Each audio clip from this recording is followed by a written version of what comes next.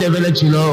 ওরা যদি আমার হাবিবকে দেখতো, ওরা যদি আল্লাহ রাসূলকে দেখতো, তাহলে হাত কাটতে কাটতে কোন ফাঁকেতে কলিজা কেটে ফেলে দিত, ওরা টের পেত না। আবার বন্ধুগণ, হযরত আইয়ুব আলাইহিস সালাম সন্তানের মায়া, অন্যান্য ভাইরা হিংসায় পড়ে গেল, তারা নিয়ে তাকে কুয়ায় ফেলে দিল। সেখান থেকে তারা একটা ছাগল বা কোনো পশু জবাহ করে তার রক্ত মাখাইয়া জামায়ানে হাজির করে দিল। হযরত আইয়ুব ইয়াকুব আলাইহিস সালামের সামনে যে তারে নিয়ে খেলা করতে গিয়েছিলাম, আমরা খেলায় লিপ্ত ছিলাম, বাগে খেয়ে ফেলাইছে। এগুলি কি গপ্প? এগুলি কি কোরআন? আল্লাহ পাক শোনাচ্ছেন, বিশ্ববাসীকে শোনাইছেন।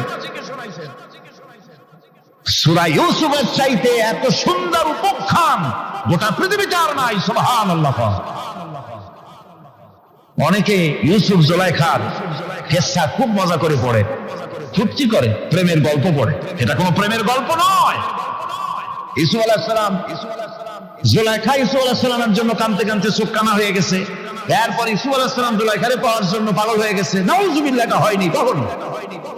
তিনি আল্লাহর পয়গম্বর, আর আল্লাহ কেমনি তারে বাঁচিয়েছেন। যখন জুলাইখা ঘরের ভিতরে সুন্দর করে যৌন উন্মাদনামূলক চিত্র অঙ্কিত করে ঘরের মধ্যে আটকায় দিয়েছে, তালা লাগায় দিয়েছে, আর নিজে যৌন উদ্দীপক কাপড় চোপড় পরেছে না পরার মতোই। সে যুগের সুন্দরী মেয়ে জুলাইখা, তার কুপ্রবৃত্তিকে চরিতার্থ করার জন্য আহ্বান করা হয়েছে। হযরত ইউসুফ আলাইহিস সালাম লক্ষ্য করে দেখলেন এমন জায়গা, এখান থেকে পালাবার তো পথ নাই, দরজা বন্ধ করে দিয়েছেন। তিনি শুধু তখন কেবলমাত্র আল্লাহ রাব্বুল আলামিনকে ভয় করলেন। আল্লাহকে ভয় করে আল্লাহর নাম নিয়ে যখন তালাবদ্ধ দরজার দিকে দৌড় দিয়েছেন, আল্লাহ রাব্বুল আলামিন আপন কুদরতে তালাগুলি খুলে দরজা তার জন্য উন্মুক্ত করে দিলেন। ইউসুফ আলাইহিস সালামকে ফালাই দিয়ে এভাবে করে কাপড় এনে দিল তার সামনে, রক্তমাখা কাপড়। হযরত ইয়াকুব আলাইহিস সালাম সন্তানদের মুখে কাহিনী শুনে তিনি কি বললেন? কোরআনে কারীম তা কোট করেছে। তিনি চিক দিলেন না, ফাল দিলেন না, ফিট হয়ে পড়লেন না। তিনি বললেন, কলিজার টুকরা সন্তান, তার মরার খবর শুনেছেন। তিনি বললেন কি? ফাসাবরুন জামিলুন ওয়াল্লাহুল মুস্তাআনু আলা মা তাসিফুন। আর উত্তম সবর অবলম্বন করব। তোমরা যে কাহিনী রচনা করেছো, এর বেলায় আমি আল্লাহর কাছে সাহায্য চাই। আর উত্তম সবর অবলম্বন করব। আমার ভাইরা, 11 ভাই মনে করেছিল ইউসুফ আলাইহিস সালামকে মরণ কুয়ায় ফালায় দিছি। তারা তো ঠিক পায় নাই, এটা মরণ কুয়া না, এটা হচ্ছে একটা সুড়ঙ্গ, যাকে ইংরেজিতে বলে টানেল। এটা এমন একটা সুড়ঙ্গ, ওরা মনে করেছে মরণ কুয়া, কিন্তু আল্লাহ রাব্বুল আলামিন এই কুয়াতে এমন বানালেন, ওরা একদিকে ফালায় দিল মরণ কুয়ায়। এই কুয়ার আর এক মুখ দিয়া আল্লাহ রাব্বুল আলামিন ইউসুফ আলাইহিস সালামকে নিয়ে মিশরের সিংহাসনে বসায়া দিলেন। এটা মরণ কুয়া নয়, এটা রাজ সিংহাসনে বসার সুড়ঙ্গ পথ। ইউসুফ আলাইহিস সালাম আজ প্রেসিডেন্ট, সুবহানাল্লাহ, প্রেসিডেন্ট হয়ে বসে আছেন। ওদিকে কেনানে অভাব লেগে গেছে, সেখানকার মানুষেরা সাহায্য নিতে এসেছে। ওই 11 ভাই আসছে। হযরত ইউসুফ আলাইহিস সালাম দেখেই চিনে ফেলেছে। ওরা কিন্তু তখনও ঠিক পায় নাই। হযরত ইউসুফ আলাইহিস সালাম চিনে ফেলেছেন। এখন কি করা উচিত? সবগুলোকে ঠ্যাং উপরের দিকে উঠাইয়া তারপরে সমানে ধোলাই দেওয়াই তো স্বাভাবিক ছিল, আমাদের মতো মানুষ হইলে, ঠিক কিনা? ঠিক তো বলবেনি, অভ্যাস তো এটাই। হযরত ইউসুফ আলাইহিস সালাম তাদের সামনে পরিচয় দিলেন। তারা যখন বুঝতে পারল, লজ্জায় তাদের মাথা হেট হয়ে গেল। হযরত তার এক তো লজ্জা, আর 2 নম্বরের ভয়, জান নিয়া কেনানে কেউ ফিরে যাইতে পারবো না। এখন অবস্থা হয়েছে যে জীবনই যায় নাকি এখানে। হযরত ইউসুফ আলাইহিস সালাম ভাইদের এই করুণ অবস্থা বুঝতে পারলেন, বুঝে চরম ধৈর্য ধরে তিনি কি বললেন? তিনি বললেন, লা তাসরিবা আলাইকুমুল ইয়াউম। ও ভাইরা, তোমাদের বিরুদ্ধে আমার কোনো পাপ নাই, দুঃখ নাই, বিদ্বেষ নাই, হিংসা নাই, আল্লাহর রাস্তায় মাফ করে দিলাম। আল্লাহু আকবার, সুবহানাল্লাহ। এর নাম পয়গম্বর। এর নাম কি? পয়গম্বর। কিসের লেনিন, কিসের মার্কস? জওয়ানেরা, ভুল পথে মানুষ চলেছিল, আলহামদুলিল্লাহ আল্লাহ এগুলারে ডাস্টবিনে ফালাই দিছে। কারণ আলহামদুলিল্লাহ, আলহামদুলিল্লাহ। পয়গম্বর কারে বলে? কারে বলে পয়গম্বর? কি চরিত্র! রাসূল করিম সাল্লাল্লাহু আলাইহি ওয়াসাল্লাম তাকে একজন সাহাবী বলছিলেন, হুজুর বলছেন এই কামটা করলা না কেন? সাহাবী বললেন, হুজুর আপনি যদি চোখের ইশারায় বলতেন মুখ দিয়ে না কইয়া, তাও তো আমি কামটা করে ফেলতাম, আমি তো বুঝি নাই। হুজুর বললেন, চোখের ঠারে ঠারে কাজ করা নবুয়তের শান নয়। আল ওয়াদুহু ওয়াস সারাহা, নবীরা যা করেন তা ডাইরেক্ট, কোনো বক্রতা নাই, স্পষ্ট কথা। আমার ভাইরা, হযরত ইউসুফ আলাইহিস সালাম বিনিয়ামিনকে কাছে নিয়ে পরিচয় দিলেন তার ভাইদের সামনে। কোরআনে কারীম বলছে, ক্বালা আনা ইউসুফ ওয়া হাদা আখি قد من الله علينا إنه من يتقي ويصبر فإن الله لا يضيع أجر المحسنين। আমি ইউসুফ আর এই হচ্ছে আমার ভাই। আল্লাহ আমাদের উপর ইহসান করেছেন। প্রকৃতপক্ষে যারা আল্লাহকে ভয় করে এবং সবর ইখতিয়ার করে, আল্লাহ এভাবে তাদেরকে তাদের আমলকে নিষ্ফল হতে দেন না। আমার এই জামাটা নিয়ে যাও। হযরত ইয়াকুব আলাইহিস সালাম কলিজার টুকরা সন্তান ইউসুফ আলাইহিস সালামের বিরহ যন্ত্রণায় ছেলেকে কতদিন দেখে না, কাঁদতে কাঁদতে চোখ দুটো অন্ধ হয়ে গেছে। মিশর থেকে কেনানের দিকে জামা রওনা হয়েছে। কোথায় মিশর, কোথায় কেনান? জামা যখন রওনা হয়ে গেছে, হযরত ইয়াকুব বলতেছেন, আমি যেন আমার ইউসুফের গন্ধ নাকে পেতেছি। জামা চলে এলো, চোখের উপরে রাখলেন, আল্লাহ রাব্বুল আলামিন তাকে চক্ষুষ্মান বানায়া দিলেন। ভাইরা আমার, সবর করে গোটা দুনিয়ার মানুষের সামনে দৃষ্টান্ত সেট করেছেন সবরকারে কয়। আমার ভাইরা, হযরত ইব্রাহিম আলাইহিস সালামের কথা আল্লাহ পাক কোরআনে কারিমে বলছেন সবরকারে কয়। দেখো, শেখো সবরকারে কয়। আল্লাহ পাক বললেন, ইব্রাহিম তোমার বিবি আর তোমার নবজাতক এই সন্তানকে রেখে আসো মক্কা নগরীতে। তিনি চলে গেলেন, সেখানে ঘর নাই, বাড়ি নাই, কিচ্ছু নাই, চতুর্দিকে ধুধু বালু আর মরুভূমি। হযরতে হাজরা বলছেন, ইব্রাহিম সামান্য পানি আর খাবার দিয়া আমার সন্তান শুদ্ধ এখানে রেখে যেতেছো, আমি কি অপরাধ করেছি? কোনো জবাব নাই। দুইবার তিনবার বলার পরে হাজরা বলছেন, ইব্রাহিম গো, তবে কি আমার আল্লাহর হুকুম মতো আমারে রেখে যাচ্ছ নাকি? হযরত ইব্রাহিম আকাশের দিকে আঙ্গুল উঁচু করলেন। কথা বলবেন, বাক শক্তি বেরোচ্ছে না। 80 বছর বয়সের সময় একটা বাচ্চা আল্লাহ তারে দিচ্ছেন। আর এমন বাচ্চা, পয়গম্বরের ছেলে, কি সুন্দর চেহারা, মরুভূমির উপরে ফালাই দিয়ে রওনা হয়ে যাচ্ছেন। মুখ দিয়া কথা সরছে না, আকাশের দিকে দেখালেন। হযরত হাজরা বুঝতে পারলেন। হযরত হাজরা বলেন, ইব্রাহিম কোনো চিন্তা নাই, নিশ্চিন্ত মনে বাড়ি ফিরে যাও।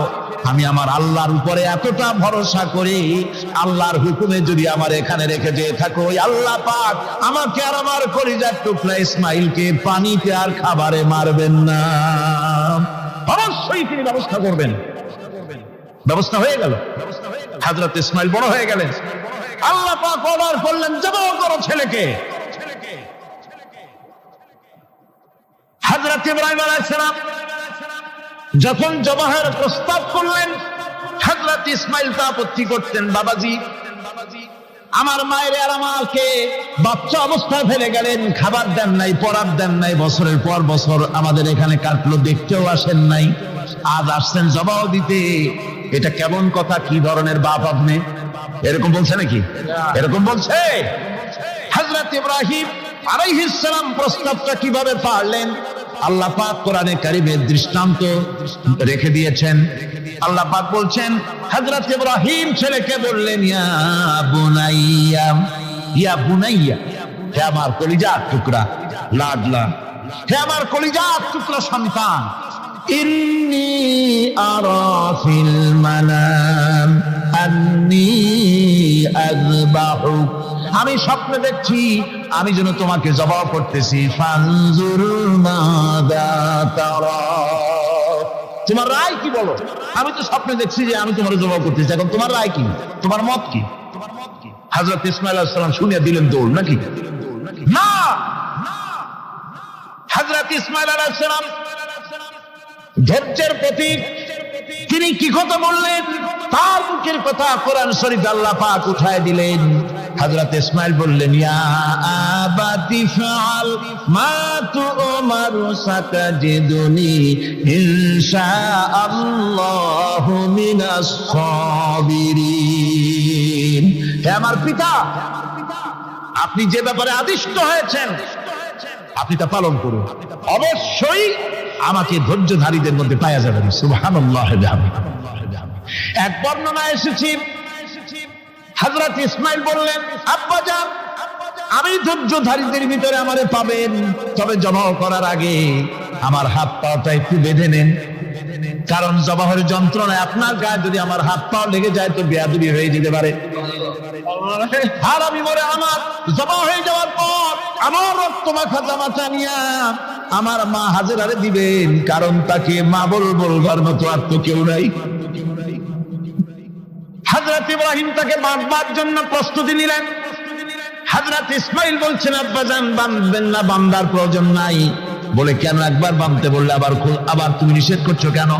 ছেলে বলছেন, আব্বাজান, বাঁধবো না এই জন্যে, হয়তো কিয়ামতেই প্রশ্ন উঠতে পারে যে আল্লাহর হুকুমে রাজি ছিল না বলে হাত পা বাঁধা জবাহ করছে। আমি এই সুযোগ দিব না, আপনি জবাহ করেন, আমি এতটুকু নড়াচড়া করব না। ধৈর্যের চরম প্রতীক হযরতে ইসমাঈল আলাইহিস সালাম দেখাই দিয়েছেন ধৈর্য কারে কয়। আমার বন্ধুগণ, এই পৃথিবীর সবচাইতে ধৈর্যের বড় প্রতীক হতেছেন ইমামুল মুরসালিন, আশরাফুল আম্বিয়া, সাইয়্যিদুল মুরসালিন, জনাবে মুহাম্মাদুর রাসূলুল্লাহ সাল্লাল্লাহু আলাইহি ওয়াসাল্লাম। আমার বন্ধুগণ, সবচাইতে বড় ধৈর্যের প্রতীক তিনি। কাউকে একটা গালি দেন নাই জীবনে, কাউকে ঠাট্টা করেন নাই, কাউকে মারেন নাই, কারো মনে দুঃখ দেন নাই। তিনি দুঃখ পেয়েছেন, তিনি কাউকে দুঃখ দেন নাই। তিনি কষ্ট পেয়েছেন, কাউকে কষ্ট দেন নাই। আমার ভাইয়েরা, তায়েফের ময়দান, আমার নিজের চোখে তায়েফে যেদিন আমি তায়েফ দেখলাম, আমি তায়েফে ঢুকেছি, জীবনে কোনোদিন যাই নাই। রমজান মুবারকে আমি সেখানে গেলাম, আমাকে বসার জন্য তারা নিয়ে যাবে। আমি বললাম, আগে বসবো না, আমারে আগে নিয়ে যাও, আমার নবীকে কোন জায়গায় ওরা মেরেছিল সে জায়গাটা দেখাও। তায়েফের সেই গলিতে যখন আমি গিয়েছি, দুই দিকে পাহাড় দাঁড়ানো, তায়েফের লোক আমার সাথে ছিল, তারা বলল, এই জায়গাটা প্রথম যেখানে চতুর্দিক থেকে নবীজিকে পাথর মারছিল আর আল্লাহর নবী বেহুশ হয়ে পড়ে গিয়েছিলেন। 3টা দিন না খাওয়া, হযরতে খাদিজা নাই, আবু তালিব নাই, মক্কায় জায়গা নাই পা রাখার। নবীজি 3টা দিন ঘুরলেন। নেতারা বলল, তুমি যদি নবী হবে তো এতিম হলে কেন? আল্লাহ নবী বানাবার জন্য কি একটা ধনী মানুষ পায় না? তোমার মতো এতিম আর গরিবের নবী বানাইলো কেন? আল্লাহ নবী 3 দিন পর যখন দেখলেন কেউ দাওয়াত শোনে না, কেউ মানে না, কেউ গ্রহণ করে না, তখন তিনি নেতাদের অনুরোধ করলেন, ঠিক আছে, দাওয়াত তো কবুল করলে না, তবে একটা কাজ করো, অন্তত আমি যে তায়েফে আসছিলাম এই খবরটা মক্কায় দিও না, ওরা আরো অত্যাচার বাড়ায় দেবে। এই কাফিরগুলি খবর তো মক্কায় পাঠালো, আর সমস্ত যুবকদেরকে লেলিয়ে দিল। যুবকেরা চতুর্দিকে দাঁড়াইছে, রাসূলকে পাথর মারা শুরু করে দিল। আমি যখন রেল লাইনের থেকে হাঁটি, যখন রেল লাইন কোনো সময় দেখি, রেলের পাথরগুলি, রেল লাইনের পাথরগুলি দেখলে আমার মাথায় যেন কেন তাইফের কথা মনে এসে যায়। আরে মানুষের গায়ে পাথর মারলে কি অবস্থার সৃষ্টি হয়? পাথর নূরের শরীর, রহমতের শরীর, কিচি কিচি রক্ত ঝরছে। নবীজিকে জোর করে উঠাইয়া জবরদস্তি করে হাঁটার জন্য তারা ধাক্কা মারতেছে। আবার কিছুদিন গিয়ে নবীজি আবার বেহুশ হয়ে পড়েছেন। এইখান থেকে আবার উঠাইছে, আবার ধাক্কা মারতেছে। 3 নম্বরের আর একটা জায়গা আছে যেখানে ভাঙ্গা একটা মসজিদ। তাইফের লোকেরা আমাকে বলল এই জায়গাটা হলো শেষ জায়গা যেখানে রাসূল করিম তৃতীয়বারের মতো বেহুশ হয়েছিলেন। এখানেই হুজুরের রক্ত ঝরেছে বেশি। 2 রাকাত নামাজ পড়লাম, সিজদায় পড়ে এমন কান্না কাঁদলাম আল্লাহর কাছে। নবীজি যখন হুঁশ এসেছে, হযরতে জিবরাইল বলেন, ইয়া রাসূলুল্লাহ, আপনার এই কষ্ট দেখে ফেরেশতারা কাঁদতেছে, আপনি অনুমতি দিয়ে দেন এই 2 পাহাড়কে মিলাইয়া সমস্ত তায়েফবাসী কাফেরগুলি মাটির সাথে মিশাইয়া দেই। নবীজি বললেন, জিবরাইল, আমি যদি হুকুম করি আর আমার হুকুম মতো যদি এই কাম করো, একটা কাফেরও যদি না বাঁচে তাহলে কার মুখে পৌঁছাবো লা ইলাহা ইল্লাল্লাহু মুহাম্মাদুর রাসূলুল্লাহ। আমার ভাইরা, হযরত সাল্লাল্লাহু আলাইহি ওয়াসাল্লাম উঠে বসলেন। এমন সময় হযরতে যায়েদ শরীরের রক্তগুলি মুছে দিতেছেন। হযরত সাল্লাল্লাহু আলাইহি ওয়াসাল্লাম বসে 2খানা হাত উত্তোলন করলেন। নবীজির চোখ থেকে পানি গড়ায় পড়তেছে। আরে কেউ নাই, আল্লাহ ছাড়া কেউ নাই সাহায্য করার। নবীজি হাত তুলে মোনাজাত করতেছেন, চোখ দিয়া পানি পড়ে দাড়ি ভিজে পড়তেছে, গায়ে দিয়া রক্ত ঝরতেছে। নবীজি কি দোয়াটা করলেন? বদদোয়া করলেন না, গজব দিতে বললেন না। নবীজি দোয়া করলেন, রব্বুল আলামিন, এই তায়েফের লোকেরা আজকে আমার সাথে যে ব্যবহারটা করেছে, ওরা বোঝে নাই যে আমি তোমার নবী, ওরা বোঝে নাই যে আমি তোমার রাসূল। না বুঝে আমার উপরে যে অত্যাচারটা করলো, আল্লাহ তুমি এই জন্য রাগ করে এই তায়েফে তুমি গজব দিও না। আল্লাহ পাক পরবর্তী সময় হুজুরকে স্মরণ করাই দিলেন, ওয়ামা আরসালনাকা ইল্লা রাহমাতাল লিল আলামিন। ও নবী, আপনি হচ্ছেন আমার সমস্ত সৃষ্টি জগতের জন্য, আপনি আমার বাবা, আমার গোটা বিশ্বের জন্য আপনার, আমার সৃষ্টি জগতের জন্য আপনি আমার করুণা। একটা রাসূলের এই কষ্ট দেখে বাগান থেকে 1 গ্লাস আঙ্গুরের শরবত এনে হাজির করেছে। এত কষ্টের পর 3 দিনের না খাওয়া আঙ্গুরের একটা শরবত পাইয়া হুজুর খুব খুশি হলেন। শরবত গ্লাস পান করে হুজুর বলছেন, তোমার নাম না আত্তাস? তিনি বলছেন, হ্যাঁ হুজুর, আমার নাম আত্তাস। তোমার বাড়ি না ইউনূস আলাইহিস সালামের গ্রামে? বলে, হ্যাঁ আমার বাড়ি সেই গ্রামে। তা আপনি কি করে জানলেন আমার নাম আত্তাস আর আমার বাড়ি ইউনূস আলাইহিস সালামের গ্রামে? আপনি জানলেন কি করে? হুজুর বললেন, আমি নবী, হযরত ইউনূস নবী, একজন নবীর খবর আর একজন নবীর কাছে থাকে। রাসূল করিম সাল্লাল্লাহু আলাইহি ওয়াসাল্লাম সবর ইখতিয়ার করেছিলেন, ধৈর্য অবলম্বন করেছিলেন, আর আল্লাহ পাক তাকে নির্দেশ করেছেন, সবর করো। واتبع ما يوحى إليك واصبر حتى يحكم الله। তুমি কেবল সেই জিনিসের অনুসরণ করো যা আমি তোমার প্রতি অবতীর্ণ করেছি। আমি আপনার উপরে যেটা অবতীর্ণ করেছি এটা অনুসরণ করুন, আর সবর ইখতিয়ার করুন যতক্ষণ না আল্লাহর পক্ষ থেকে চূড়ান্ত ফয়সালা না আসে। ধৈর্য ধরুন, ধৈর্য ধরুন। আমার ভাইরা, কাফেরদের নির্যাতনের মোকাবেলায় আল্লাহ পাক তার হাবিবকে সান্ত্বনা দিয়েছেন। যখন কাফেররা নির্যাতন করতেছে, আরে হযরতে বেলাল নির্যাতিত, হযরতে সুমাইয়া নির্যাতিতা, হযরতে খাব্বাব, হযরতে খুবাইব, হযরতে আম্মার রিদওয়ানুল্লাহি তাআলা আলাইহিম আজমাইন, এত মার হতেছে। হযরতে ওমর হযরতে খাব্বাব রাদিয়াল্লাহু তাআলা আনহুকে খোলা গায়ে দেখে বলছিলেন, খাব্বাব রে, তোমার পিঠে এত গর্ত কেন? এত গর্তওয়ালা পিঠ তো আমি মানুষের দেখি নাই, এত চিকুন কোমরওয়ালা মানুষও তো দেখি নাই। তিনি বলেছেন, ওমর তুমি কি ভুলে গেছো? ইসলাম কবুল করার অপরাধী কাফির বেঈমানেরা আগুন জ্বালায়া আগুনের উপরে আমাকে চিৎ করে শোয়াছে। আমি যেন নড়াচড়া করতে না পারি সেজন্য আমার বুকের উপরে পাথর চাপা দিয়ে রেখেছিল। গায়ের চর্বি আর রক্ত গলে গলে পড়ে আগুন নিবেছে, আর আগুন গোস্ত পুড়ে যে পিঠের মধ্যে প্রবেশ করেছিল আজও পর্যন্ত পিঠের সেই গর্ত সেরে যায় নাই। এভাবে অত্যাচার হচ্ছিল সাহাবীদের উপর। আল্লাহ রাব্বুল আলামিন তার হাবিবকে সান্ত্বনা দিলেন, ওয়াসবির ওয়া মা সাবরুকা ইল্লা বিল্লাহি ওয়া লা তাহজান আলাইহিম ওয়া লা তাকু ফি গায়তিন মিম্মা ইয়ামকুরুন। হে রাসূল, সবরের সাথে কাজ করতে থাকুন। আপনার এই সবরের তৌফিক তো আল্লাহই দিয়েছেন, আর ওদের সমস্ত ষড়যন্ত্র, ওদের অপকৌশলে আপনি দুঃখিত হবেন না, চিন্তা করবেন না, ভারাক্রান্ত হবেন না। আপনি নিশ্চিত থাকুন। ওয়াসবির লিহুকমি রাব্বিকা ফাইন্নাকা বিআয়ুনিনা। হে নবী, আপনার রবের চূড়ান্ত ফয়সালা আসা পর্যন্ত ধৈর্য ধারণ করুন। আপনি তো আমার চোখের সামনে। সুবহানাল্লাহ, সুবহানাল্লাহ। আপনি আমার চোখের সামনে। কে আপনাকে কি করবে আমি দেখবো না? সুবহানাল্লাহ। মন্ত্রী যদি, এই সলিমুদ্দিন মার্কা মন্ত্রী যত আছে, এই মন্ত্রীরা যদি দেখাতে ভয় কিসে? আমি তোকে দেখছি না? সাহসটা কেমন বাড়ে, কেমন বাড়ে সাহস। আরে কোন মন্ত্রী ছাতা মাতা না, কোন প্রেসিডেন্ট রাজা বাদশা না, আকাশ আর জমিনের মালিক আমার আল্লাহ রাব্বুল আলামিন বলছেন, হাবিব কোন চিন্তা নাই, আপনি আমার চোখের সামনে।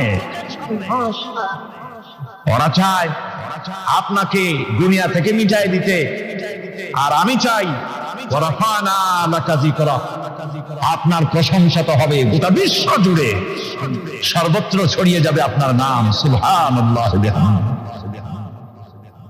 আল্লাহ পাক অন্যত্র বলেছেন, ওয়ালাকাদ কুযযিবাত রুসুলুম মিন ক্বাবলিকা ফাসাবারু আলা মা কুযযিবু ওয়া উযু হাত্তা আতাহুম নাসরুনা। হে মুহাম্মদ সাল্লাল্লাহু আলাইহি ওয়াসাল্লাম, আপনার পূর্বে অসংখ্য নবী রাসূল এই পৃথিবীতে আসছে এবং জুলুম আর নির্যাতনের শিকার তারা হয়েছেন। অবশেষে তাদের প্রতি আল্লাহর সাহায্য এসেছে। সুতরাং আপনাকেও ধৈর্য ধারণ করতে হবে। ধৈর্য ছাড়া কোনো পথ নাই। ধৈর্য আপনাকে ধারণ করতেই হবে।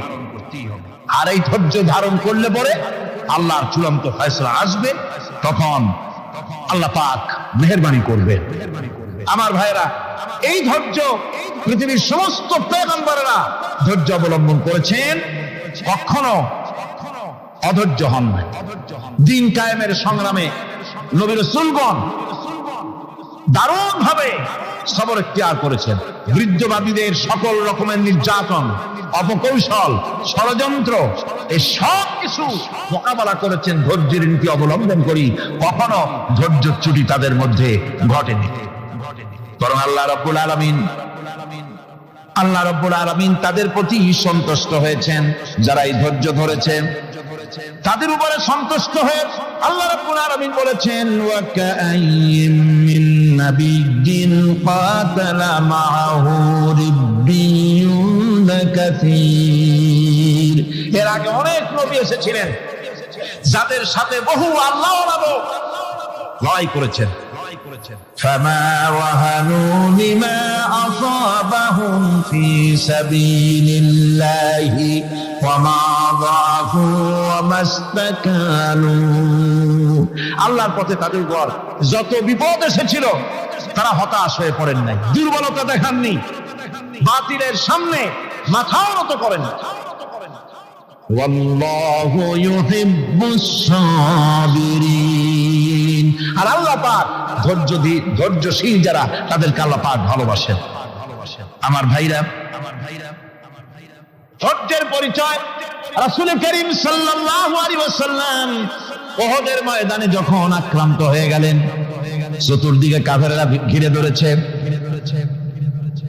বাঁচার কোনো পথ নাই। সাহাবায়ে কেরাম রাসূলকে পাহারা দিলেন। যারা রাসূলকে পাহারা দিতে দাঁড়াইছেন, জীবন দিয়া পাহারা দিতে দাঁড়ায় গেছে। রাসূলের দিকে মুখ দিয়া, পিঠটা বাইরের দিকে দিয়ে রাসূলকে পাহারা দেওয়া শুরু করেছেন। হুজুরকে পাহারা দিতে যারা দাঁড়িয়েছিলেন, কাফের কর্তৃক নিক্ষিপ্ত কি তীরগুলি এসে যখন বিঁধতেছিল, শুধু একজন সাহাবী হযরত তালহার পিঠের ভিতরে রাসূলকে হেফাজতের জন্য 80টা তীর একজনের পিঠের মধ্যে দিয়ে ঢুকেছে। এক অসতর্ক মুহূর্তে নবীজির ডান্ডা মোবারক শহীদ হয়ে গেল, শিরস্থান ভেঙে গেল, লোহার কড়া প্রবিষ্ট হয়ে গেল কপালের ভিতরে। হুজুর মাথা ঘুরে পড়ে গেলেন।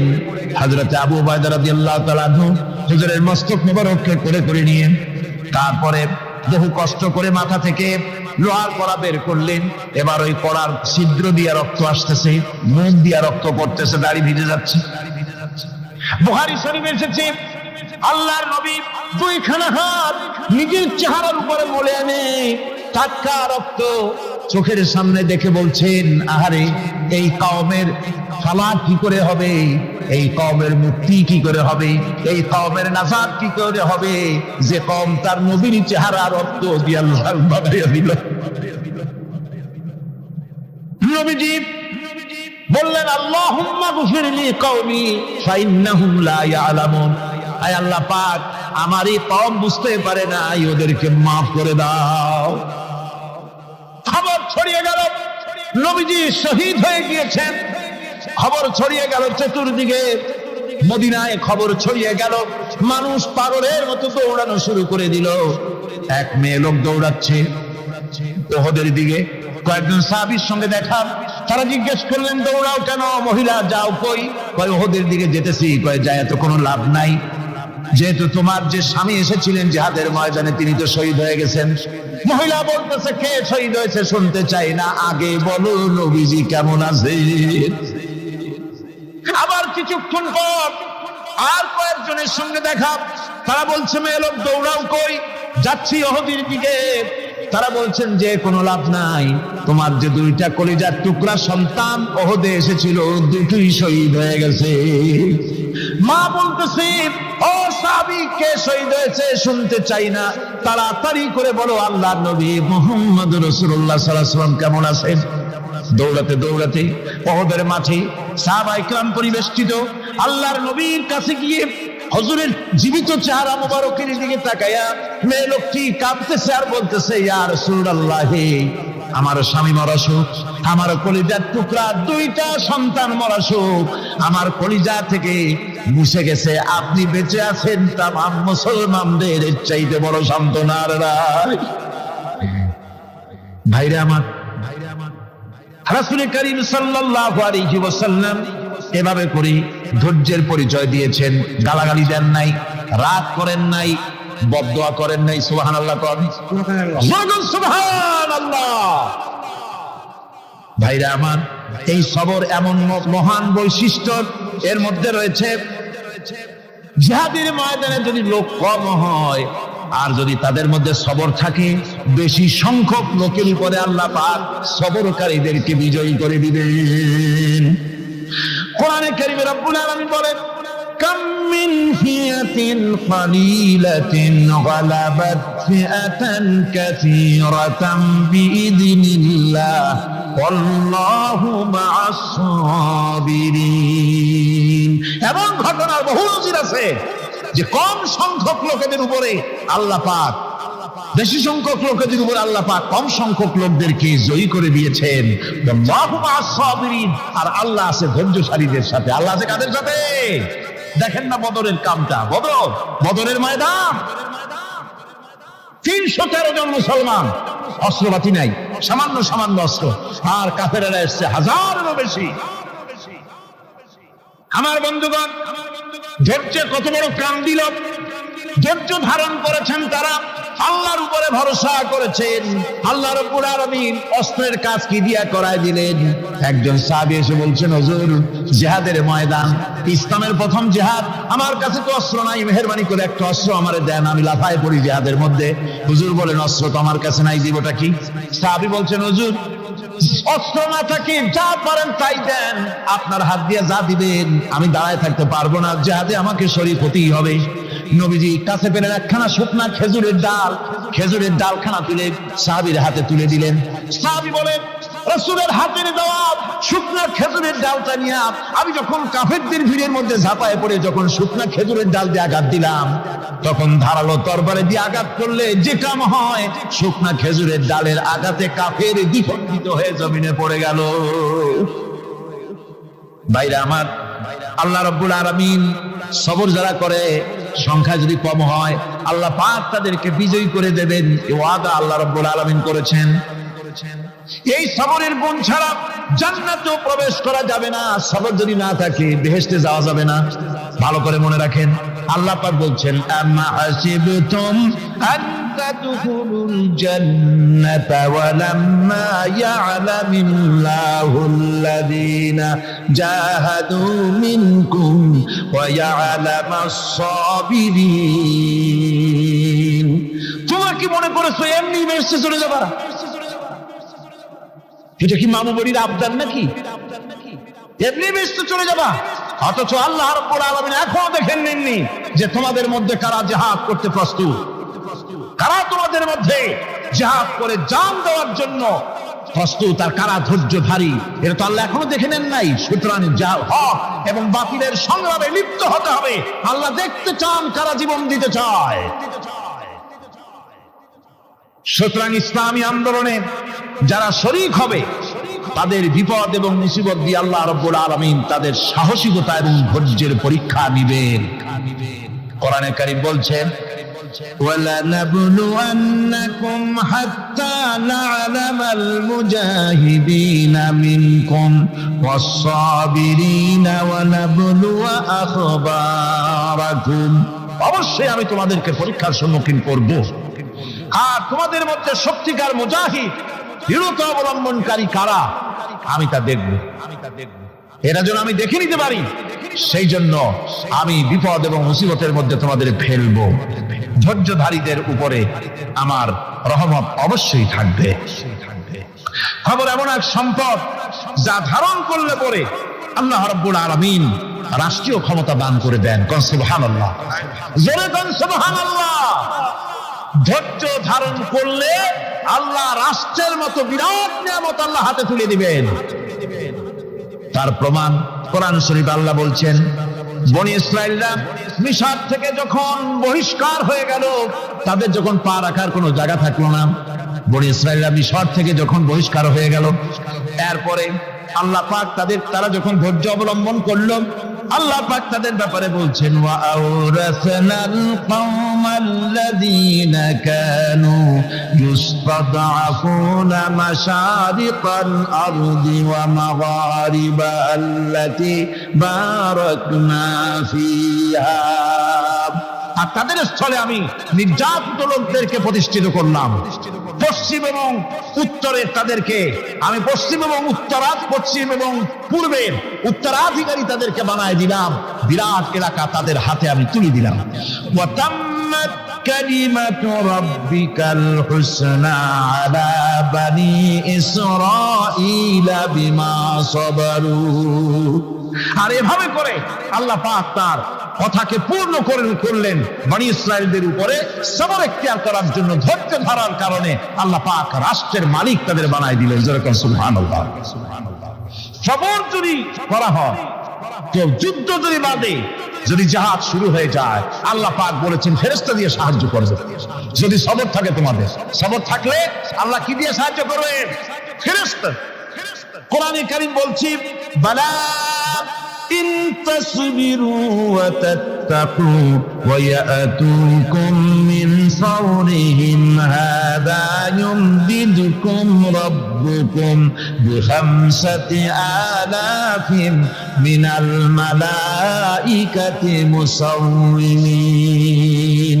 হ্যাঁ, তোমরা যদি ধৈর্য অবলম্বন করো আর আল্লাহকে ভয় করে চলো, তাহলে এক্ষুনি আল্লাহ রাব্বুল আলামিন তোমাদের জন্য কাতারে কাতারে শৃঙ্খলাবদ্ধ ৫,০০০ ফেরেশতা দিয়ে তোমাদেরকে সাহায্য করবেন। সুবহানাল্লাহ। তোমাদেরকে ফেরেশতা দিয়ে সাহায্য করা হবে। তোমরা যদি সবর ইখতিয়ার করো, তাহলে সংখ্যা যদি কম হয়, বেশি সংখ্যার উপরে জয়ী করে দেব। ইয়াকুম মিনকুম ২০ সাবিরুনা ইয়াগলিবু মিয়াতাইন। যদি তোমাদের ভিতরে ধৈর্যশীল ২০ জন হয়, আমি ২০০ কাফেরের বিরুদ্ধে তোমাদেরকে জয়ী করে দেব। সুবহানাল্লাহ। তোমরা যদি হও ধৈর্যশীল ২০০ কি কয় ২০ জন, ২০০ কাফেরের উপরে তোমরা জয়যুক্ত হয়ে যাবে। আর বিপদ আর মুসিবতে যারা ধৈর্য ধরে, তাদের জন্য আল্লাহর পক্ষ থেকে সুসংবাদ। সুসংবাদ কাদের জন্য? ধৈর্যধারীদের জন্য। কোরআনে কারীম বলছেন, ওয়াবাশশিরিস সাবিরিনাল্লাযীনা ইযা আসাবাতহুম মুসিবাতুন ক্বালু ইন্না লিল্লাহি ওয়া ইন্না ইলাইহি রাজিউন।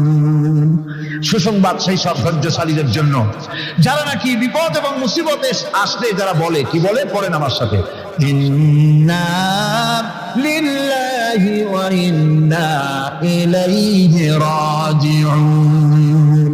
এটা শুধু আমাদের লোকেরা কি বললে পড়ে, এটা শুধু মরার সময় নয়, বরং যে কোনো বিপদ আর মুসিবত এলে মুমিন বান্দা যারা, তারা কি পড়বে? ইন্না লিল্লাহি ওয়া ইন্না ইলাইহি রাজিউন।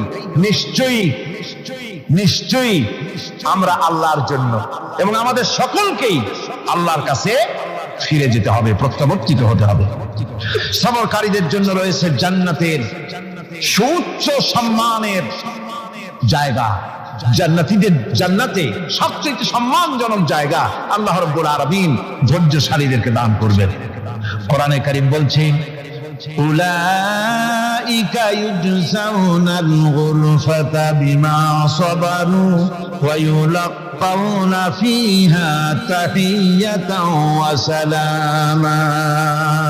এরা হলো সেই সব লোক যাদেরকে প্রদান করা হবে বেহেশতের সুউচ্চ মঞ্জিল, কারণ তারা সবর ইখতিয়ার করেছিল, তারা সবর করছিল, এই জন্য বেহেশতের সবচাইতে ভালো জায়গা তাদের দেওয়া হবে।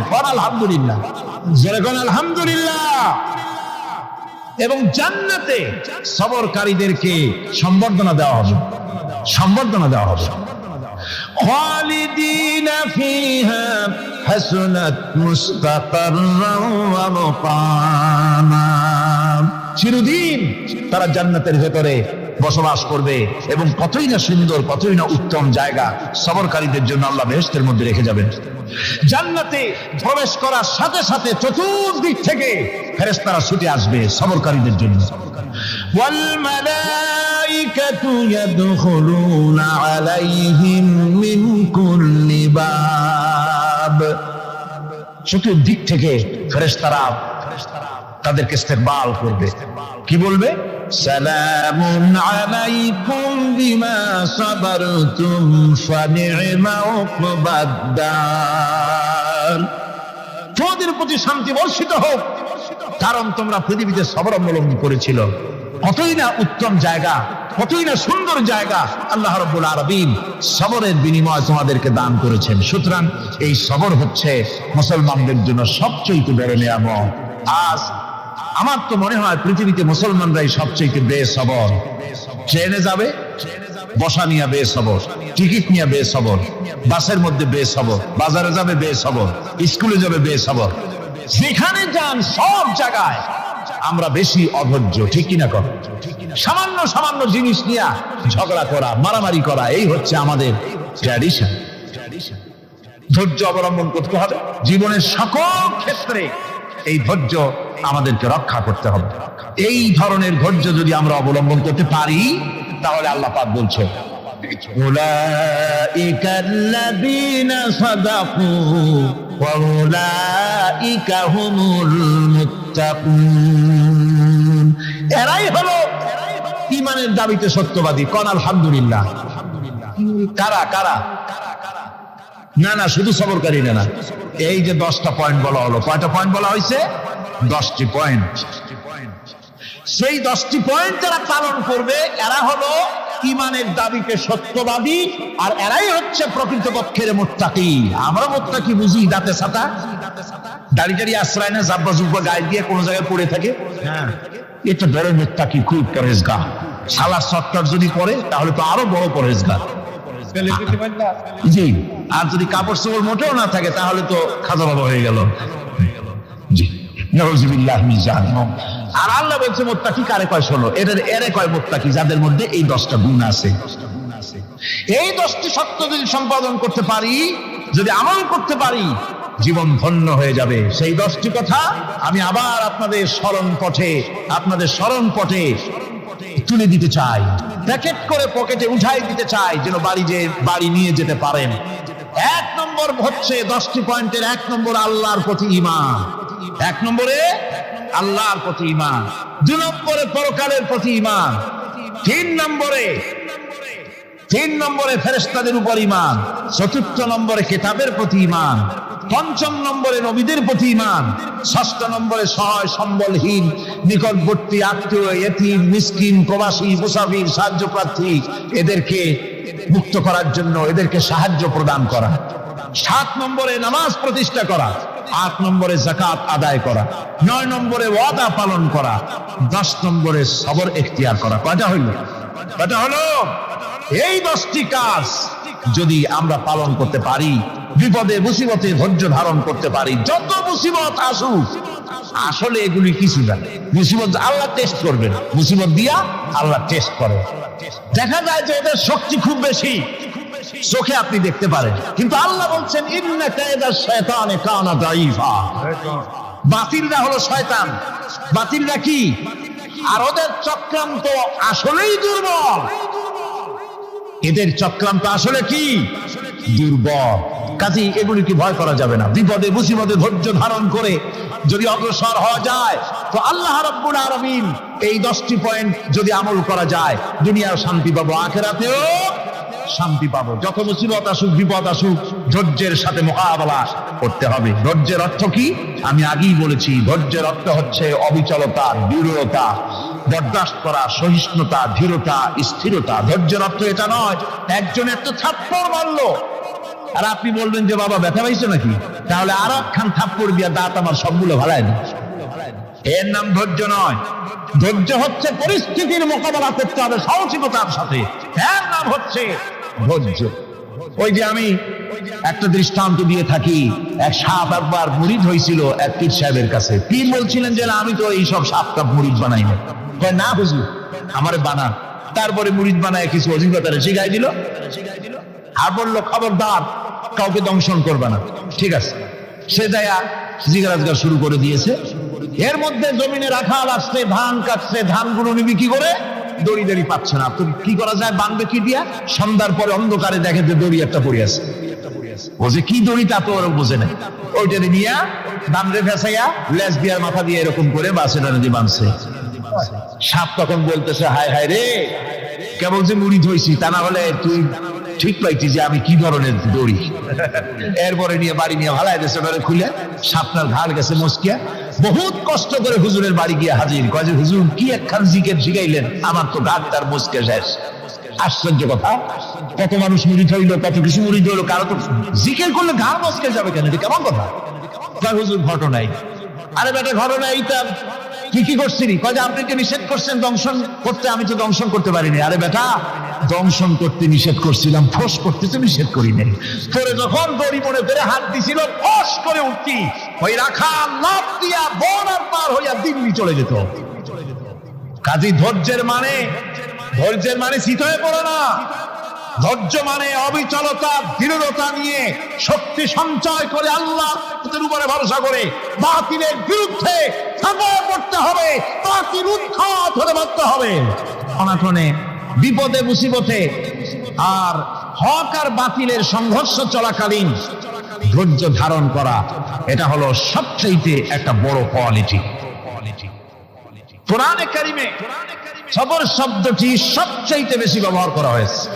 সর্বাধিক ব্যবহৃত শব্দ কোনটি? সবর।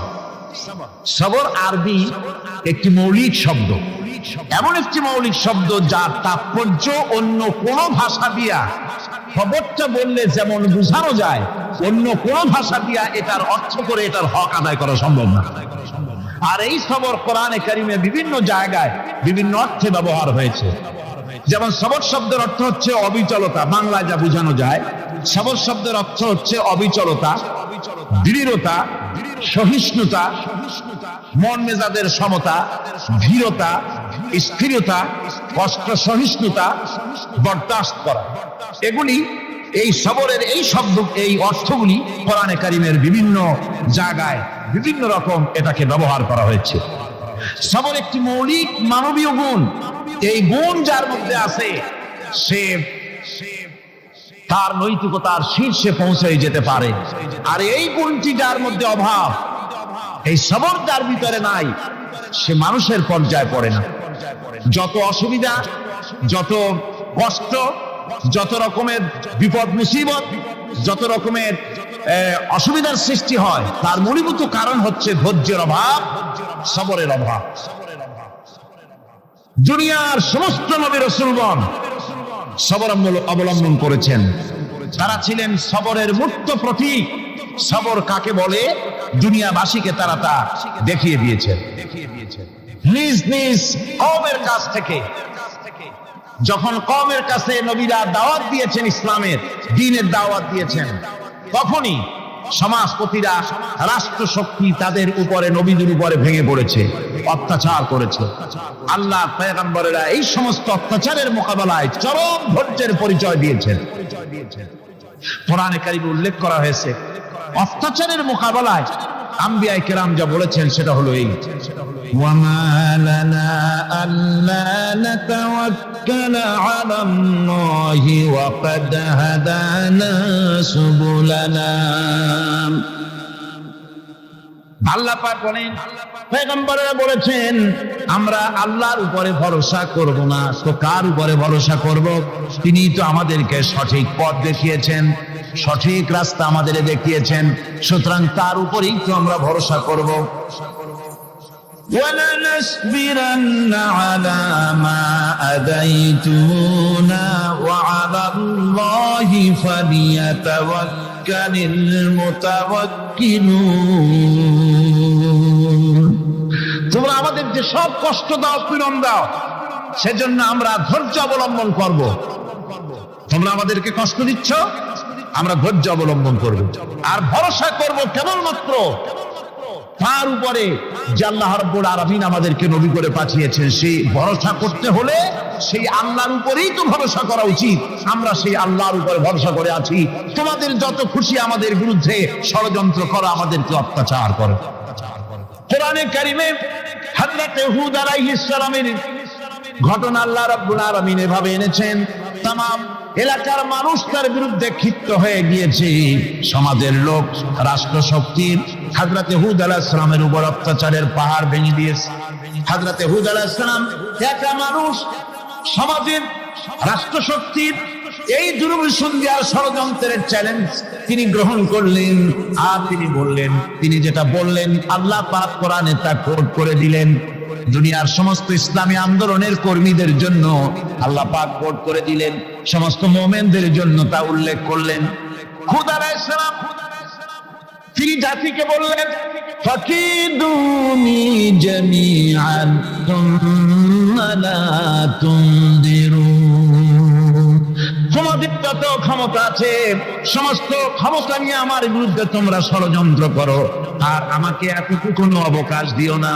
আমি সেই আল্লাহ রাব্বুল আলামিনের উপরে ভরসা করেছি, যার কুদরতি হাতের ভিতরে আমার জান, আর গোটা পৃথিবীর সমস্ত প্রাণীর জান যার কুদরতি হাতের মধ্যে, যার হাতের ভিতরে গোটা পৃথিবীর সমস্ত জান, সে আল্লাহর উপরে ভরসা করেছি। যা খুশি তোমরা আমার বিরুদ্ধে করতে পারো।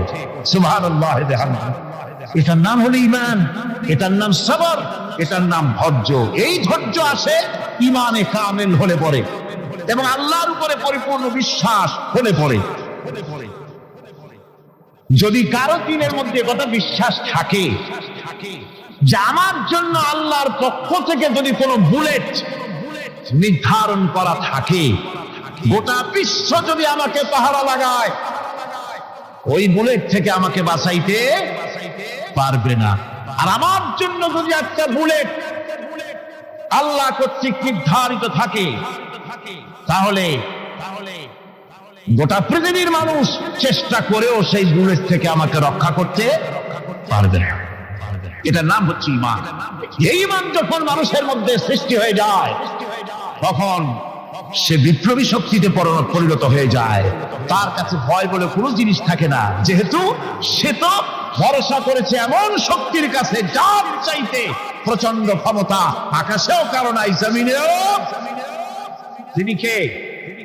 জোরে চিল্লায় বলেন, তিনি কে? আমার বন্ধুগণ, রাসূল করিম সাল্লাল্লাহু আলাইহি ওয়াসাল্লাম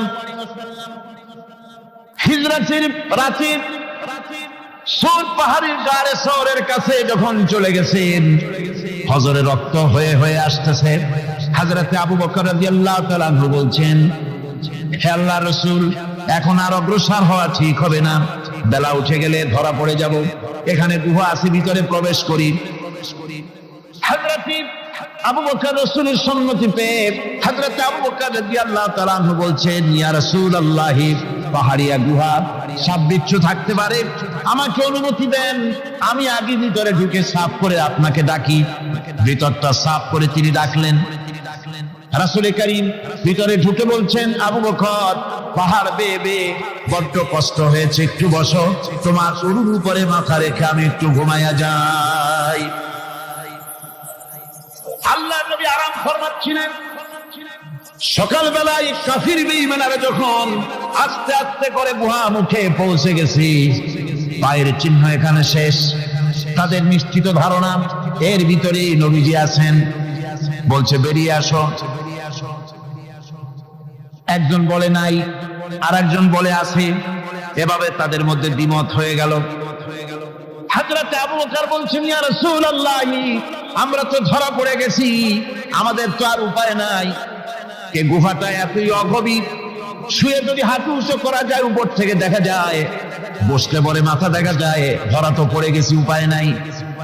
আল্লাহর নবী তখন তার হাবিব, তার বন্ধুকে কি বললেন? বিশ্ববাসীর জন্য আল্লাহ পাক কোরআনে তা উঠায় দিলেন। নবীজি তার বন্ধুকে ডেকে বললেন, লা তাহজান ইন্নাল্লাহা মা'ানা।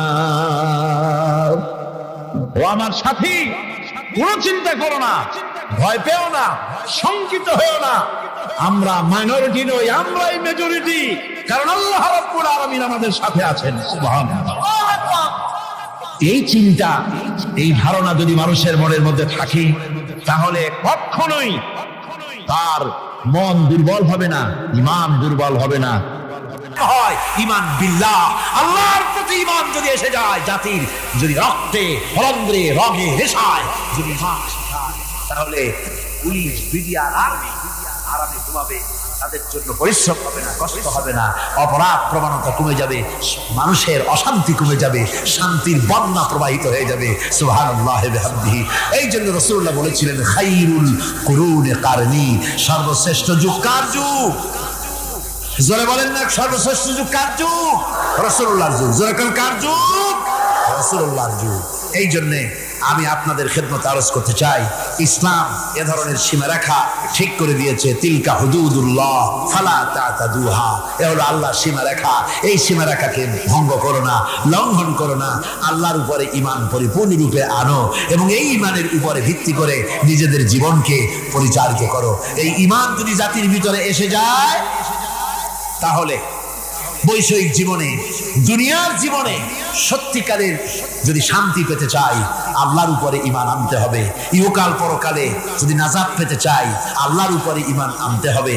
আর আমরা আমাদের চিন্তা ভাবনায়, ওঠায় বসায়, চলায় ফেরায়, সর্বত্র আল্লাহর উপরে পরিপূর্ণ মাত্রায় ঈমানটা যদি এসে যায়, তাহলেই শান্তি, তাহলেই মুক্তি।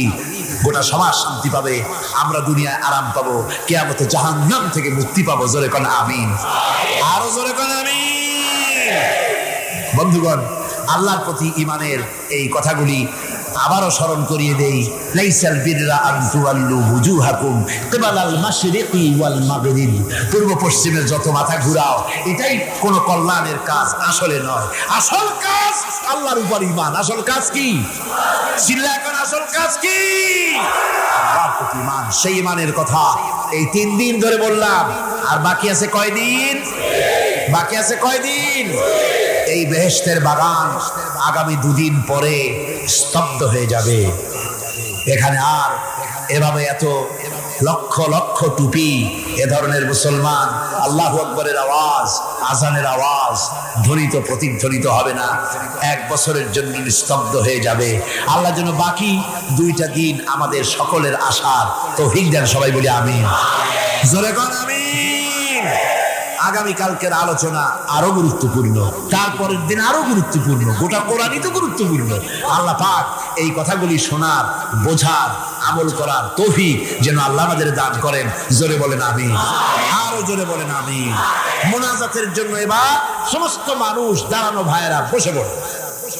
আজকের মোনাজাতের পূর্বে আজকে সবার সভাপতি হযরতুল আল্লাহ মাওলানা শামসুদ্দিন সাহেব অতি সংক্ষেপে আপনাদের সামনে কিছু গুজারিশ পেশ করছেন।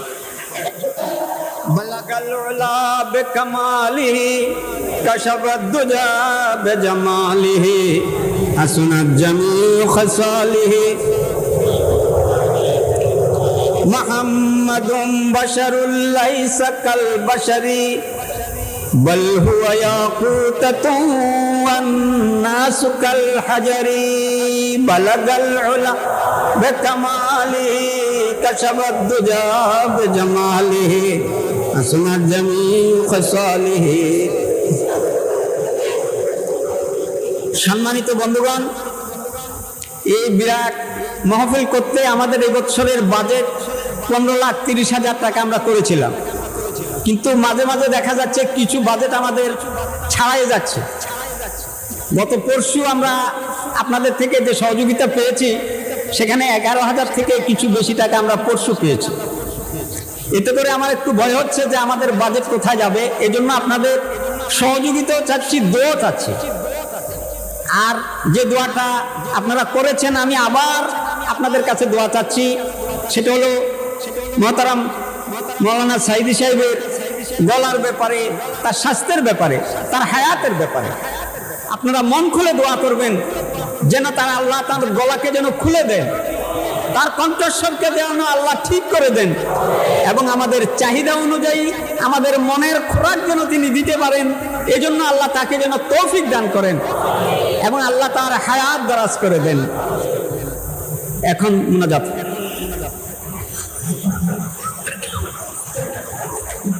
মোনাজাতের পর আযান হবে বা জামাত এশার নামাজ পড়ে আপনারা যাবেন। আর যাওয়ার সময়, আসার সময় আপনারা আল্লাহর নামের ধ্বনি দিতে দিতে যাবেন আর আসবেন।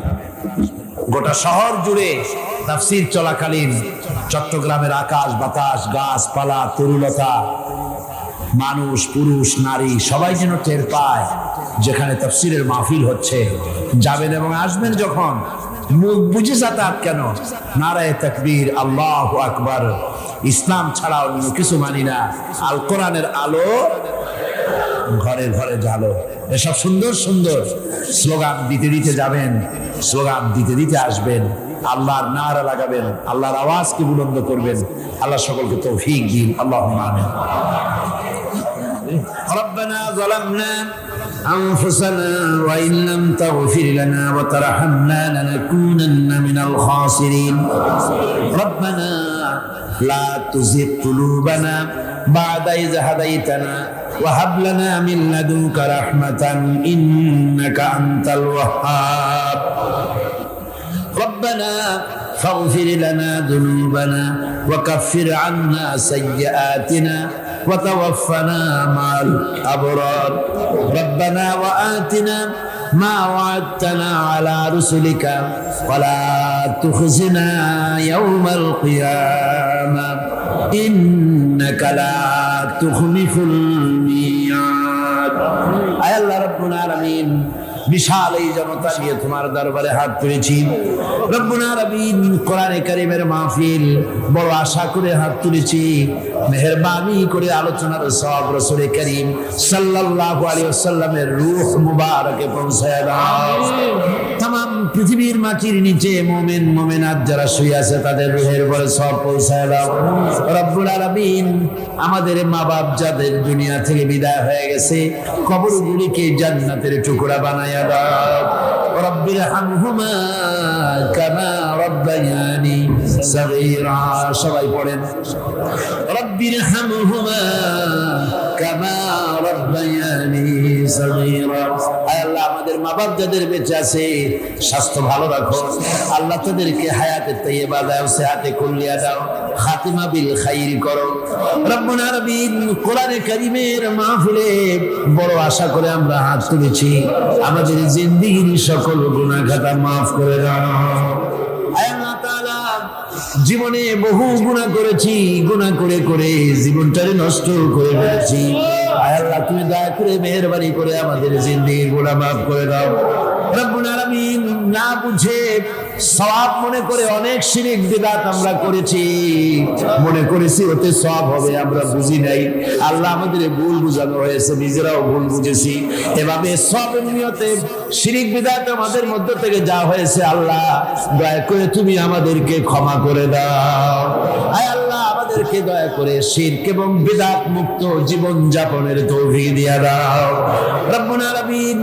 এত বড় বিরাট তাফসীরুল কোরআন মাহফিল, লক্ষ লক্ষ টাকার প্রয়োজন আল্লাহ, টাকা পয়সার অভাব নাই রব্বুল আলামিন। তুমি গানি আর আমরা ফকির। আয় আল্লাহ এই শহরেতে এমন লোক আছে একজনই মাহফিলের খরচ দিয়ে দিতে পারে, আল্লাহ তোমার বান্দাদের দিন তুমি নরম বানাইয়া দাও। কোরআনের মাহফিল কোন বছর ঋণগ্রস্ত থাকে নাই, এবারও যেন থাকে না আল্লাহ। বাজেট যা আছে তার চাইতে বেশি তুমি মেহেরবানি করে জোগাড় করে দাও রব্বুল আলামিন। আরেকটা দোয়া তোমার দরবারে করি, চেস্তিয়া আর বজনিয়া শেষ হয়ে গেল আল্লাহ, ওদের সাথে আমাদের রক্তের সম্পর্ক নাই, ওদের সাথে আমাদের আত্মীয়তার সম্পর্ক নাই, ওদের সাথে আমাদের শুধু ইমানের সম্পর্ক। আয় আল্লাহ ওদেরকে মেরে মেরে কাফেররা শেষ করে দিল মাবুদ। বজনিয়ার চেস্তিয়ায় আরেকবার তুমি তোমার রহমতের ফেরেশতা পাঠায় দিয়া সাহায্য করো আল্লাহ। কাশ্মীরের মুসলমানদের উপর আরেকবার সাহায্য করো রব্বুল আলামিন। এই মাহফিল আল্লাহ যত মানুষ আসে আল্লাহ বড় আশা নিয়ে আসে কোরআনের মাহফিলে, অনেকের রোগ ব্যাধি আছে, তাদের ধারণা কোরআনের মাহফিলে দোয়া কবুল হয়। আল্লাহ তুমি দয়া করে এই ধারণা তুমি মঞ্জুর করে নাও। যার যত রোগ আছে বালাই আছে ব্যাধি আছে আল্লাহ সকলকে মাফ করে দাও। سبحان ربك رب العزة عما يصفون وسلام على المرسلين الحمد لله رب العالمين واجعل آخر كلماتنا عند الموت لا إله